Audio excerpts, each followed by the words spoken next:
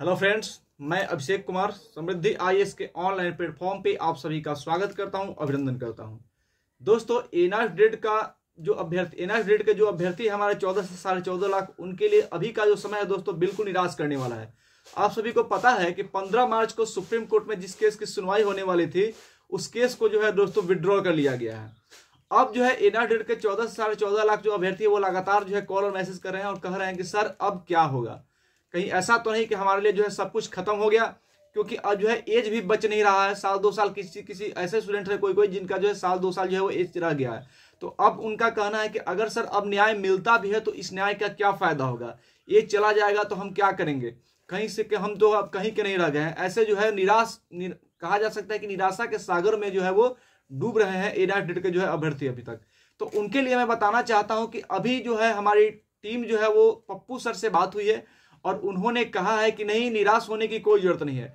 हम लोगों को जो है, अब कुछ लोग ऐसे भी कर रहे हैं कि मुकुल रोहतगी सर जब केस की पैरवी कर रहे थे तो क्या उनको नहीं पता था कि बिना हाई कोर्ट में गए हम सीधे अगर सुप्रीम कोर्ट में आएंगे तो हमारा क्या हश्र होगा। अगर ऐसा पता था तो फिर उन्होंने ऐसा क्यों किया।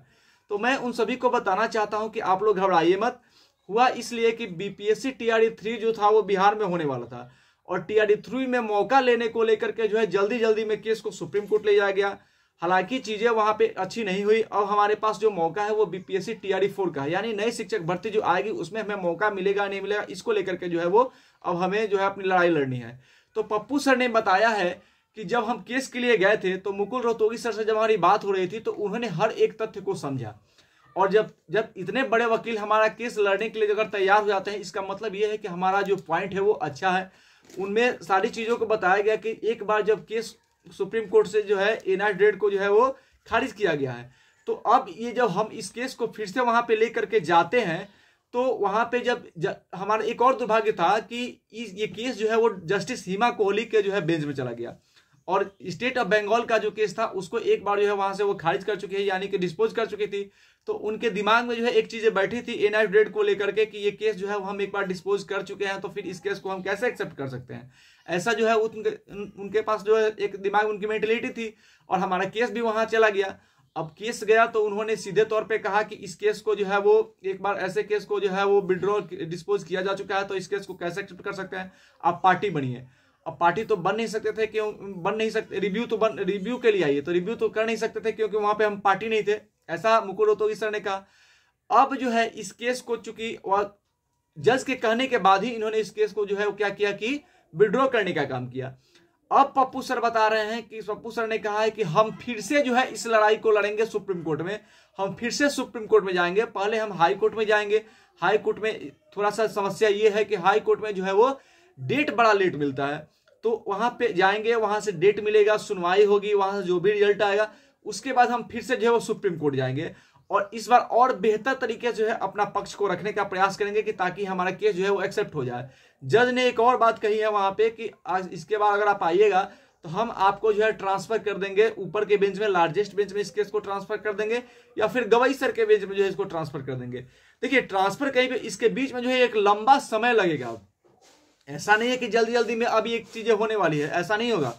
लेकिन अब जो है हम सभी को, सारे एनआईएस ग्रेड के जो अभ्यर्थी है उनको जो है वो धैर्य बना करके रखना है और हमें जो है अपने काम को अंजाम देना है, धैर्य बना करके रखना है। पहले हमें हाई कोर्ट जाना होगा, हाई कोर्ट से केस को लेकर के फिर सुप्रीम कोर्ट जाना होगा और सुप्रीम कोर्ट में एक बार अब हम जाएंगे तो वहां पे चूंकि अब जो है हमें सारी चीजें जो है पता चल गई है कि किस तरह से क्या होने वाला है, तो हाई कोर्ट में अपना पक्ष रखेंगे।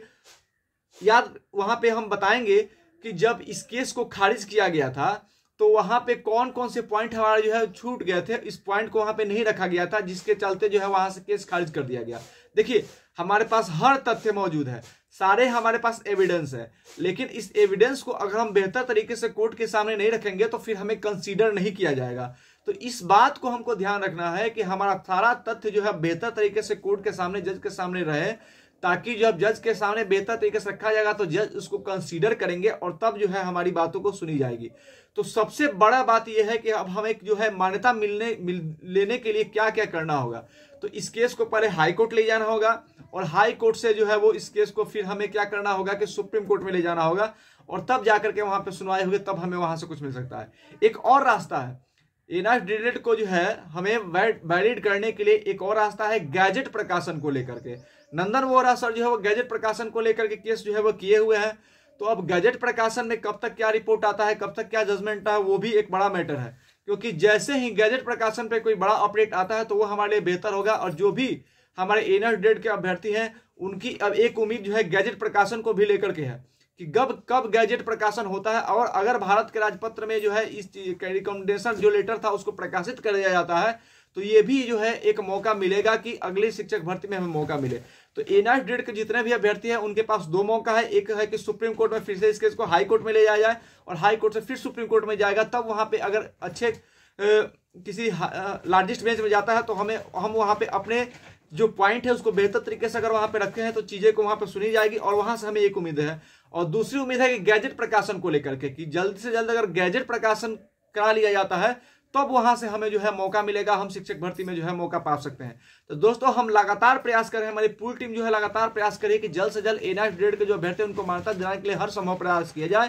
तो हमें पूरी उम्मीद है कि इस बार जो है हम अपनी लड़ाई को और बेहतर तरीके से लड़ेंगे और चाहे सुप्रीम कोर्ट हो या फिर गैजेट प्रकाशन को लेकर दोनों जगह से जो है हम अपने बात को जो है वो बेहतर तरीके से रखेंगे और चाहेंगे कि जल्द से जल्द जो है एनआईडीएलएड को मान्यता मिले और हमें जो है एनआईडीएलएड को मान्यता दिलाने के हम लगातार प्रयास करते हैं। दोस्तों धन्यवाद।